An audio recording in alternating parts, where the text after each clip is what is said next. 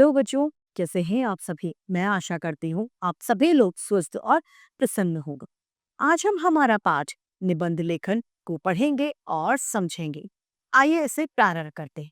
यह है पाठ 21 निबंध लेखन यानी ऐसे राइट। निबंध लेखन यानी अपने मन के विचारों को प्रस्तुत करना। निबंध लिखते समय हमें यह ध्यान रखना चाहिए कि जो विषय है हमें उससे भटकना नहीं चाहिए।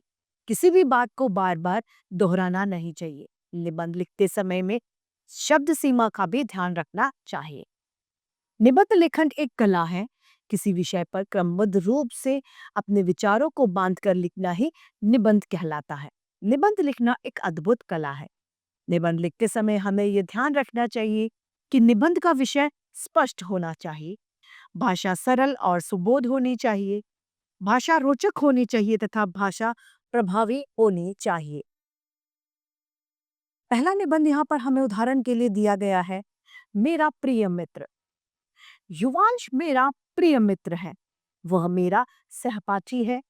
वह कक्षा 3 में पढ़ता है। वह हमारे घर के पास ही रहता है। उसके पिताजी अध्यापक हैं। उसकी माताजी गृहिणी है यानी वो घर का कार्य करती हैं। उसके 2 भाई तथा एक बहन है। वह संयुक्त परिवार में रहता है। हम दोनों सुबह जल्दी उठते हैं। सुबह जल्दी उठकर टहलने जाते हैं।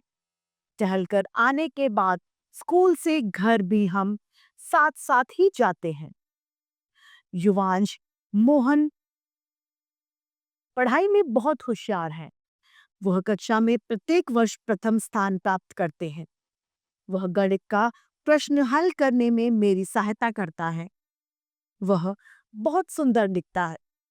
वह बहुत ही परोपकारी है। वह दूसरों की सहायता करता है। सभी उसके व्यवहार की प्रशंसा करते हैं। मेरा मित्र खेलने में बहुत अच्छा है। वह क्रिकेट बहुत अच्छा खेलता है। क्रिकेट उसका प्रिय खेल है। वह मुसीबतों में हमेशा हमारी सहायता करता है। मैं जब भी किसी मुसीबत में होता हूँ तब भी मेरी सहायता करता है। युवांश से अच्छा मित्र मेरे लिए और कोई नहीं हो सकता। दूसरा निबंध है हमारा विषय वृक्षारोपण। वृक्षारोपण का अर्थ है वृक्ष रोपण यानी पेड़ लगाना। हमारे जीवन में वृक्षों का बहुत महत्व है। वृक्ष के बिना पृथ्वी पर जीना असंभव है। जीवन के लिए वृक्ष का होना बहुत आवश्यक है। प्रकृति में संतुलन बनाए रखने और वातावरण को स्वच्छ बनाए रखने के लिए पेड़ों का लगाना बहुत आवश्यक है। पेड़ हमारे ऊपर अनंत उपकार यानी बहुत उपकार करते हैं। पेड़ हमें फल फूल और छाया प्रदान करते हैं। पेड़ हमें भोजन भी प्रदान करते हैं। पेड़ पौधों से हमें ऑक्सीजन की प्राप्ति होती है जो हमारे जीवन के लिए बहुत आवश्यक है। पेड़ पौधों की छालें औषधि बनाने के लिए काम आती हैं। पेड़ों से हमें लकड़ियों भी मिलती हैं। लकड़ियों का प्रयोग हम फर्नीचर बनाने में करते हैं। पेड़ों से ही कागज की प्राप्ति होती है। इसकी सूखी खपचियां बाद में काम में आती हैं। पेड़ पौधे हमारे पर्यावरण को सुरक्षित रखने का काम करते हैं। हमारे जीवन को पूरी तरह सुरक्षित रखने का कार्य पेड़ पौधों का है। इसीलिए हमें पेड़ों को नहीं काटना चाहिए। हमें ज्यादा से ज्यादा पेड़ लगाने का प्रयास करना चाहिए। हमें दूसरों को भी इसके प्रति जागरूक करना चाहिए। अगला निबंध है हमारा दीपावली। दीपावली हिंदुओं का प्रमुख और महत्वपूर्ण त्योहार है। दिवाली रोशनी अर्थात प्रकाश का त्योहार है। यह त्योहार प्रतिवर्ष कार्तिक मास की अमावस्या को मनाया जाता है।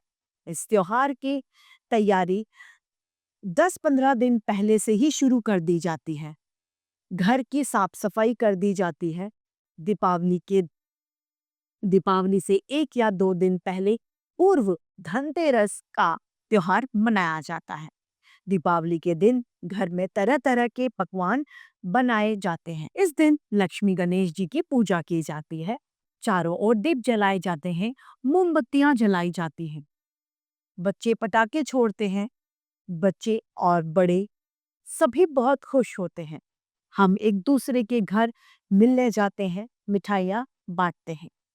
दीपावली के दूसरे दिन गोवर्धन पूजा और तीसरे दिन भाई दूज होती है। गोवर्धन पूजा के दिन भी पूजा की जाती है। भाई दूज के दिन बहनें भाइयों को मीठी चीजें खिलाती हैं। भाई बहन को तोहफे या उपहार देते हैं। इसीलिए दीपावली का त्योहार बहुत आनंददायक और प्रेरणादायक होता है।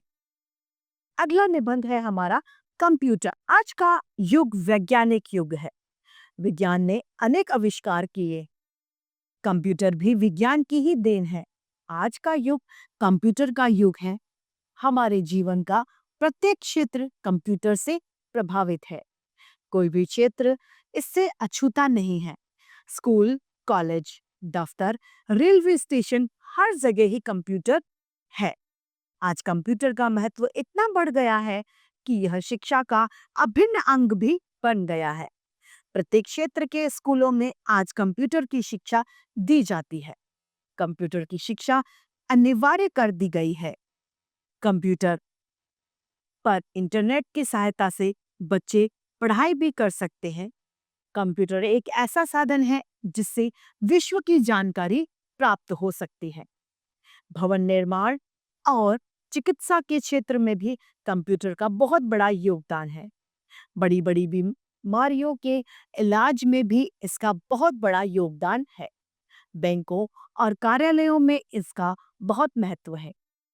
अतः हम कह सकते हैं कि कंप्यूटर का बहुत महत्व है। जीवन का प्रत्येक क्षेत्र इससे प्रभावित है। तो इस तरीके से हमारा ये पाठ निबंध लेखन समाप्त होता है। मैं आशा करती हूँ सभी को यह पाठ भलीभांति रूप से समझ में आया होगा। आज के लिए इतना ही। फिर मिलते हैं। धन्यवाद।